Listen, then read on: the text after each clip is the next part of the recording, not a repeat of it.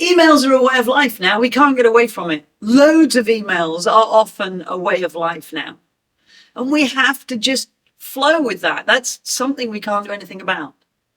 But aggressive emails, well, that's something we shouldn't have to deal with.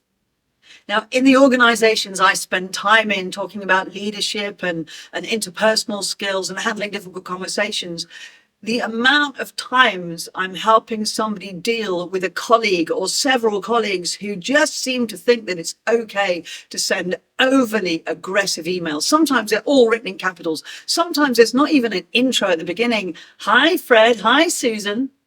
There's not even that. It just gets stuck in. Blah, blah, blah, blah, blah. I think emails are a little bit like, aggressive ones are a bit like road rage. When you're in the tin can of your car, you think it's okay to get angry with people because no one's really seeing it.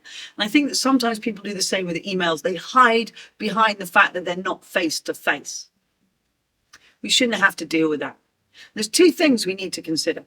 First of all, are we going to challenge the style, the actual aggressive culture within emails in an organization? Well, if we choose to do that, then absolutely we need to deal with that. But that's a video for another time. And I promise to deal with that one at some point. But what about this? How do we deal, if we're not going to do that, how do we deal with the aggression in the email? Because sometimes you've got a choice. You can send back an email that says, when you put this to me in a polite manner, I'm happy to listen to it. But we often don't have time to do that. And maybe we don't feel we want to rock the boat. So how do we deal with the aggression in an email? Because somewhere in that email, there may very well be a very important point trying to get out from all of the emotion that's wrapped around it.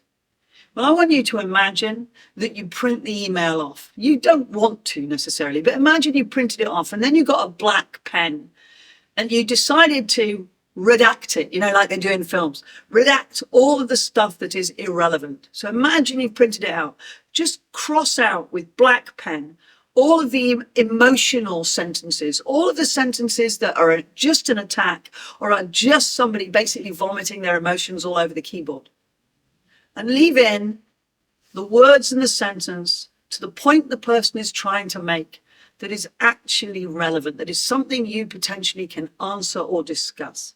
You may even find in the couple of sentences that are actually relevant within that email, there are even a few words you want to take out because they're deliberately aggressive, they're deliberately emotive. We need to get down to the main point of the email. And when we answer that email, that's the bit we need to deal with. We need to get over the fact that this person has become overly aggressive and not allow it to ruin our day, not allow it to make us aggressive for the rest of the day. And if we do what I've just suggested, you should find that you're able to deal with the email in a balanced and professional manner. And then we can deal with the negative culture another time.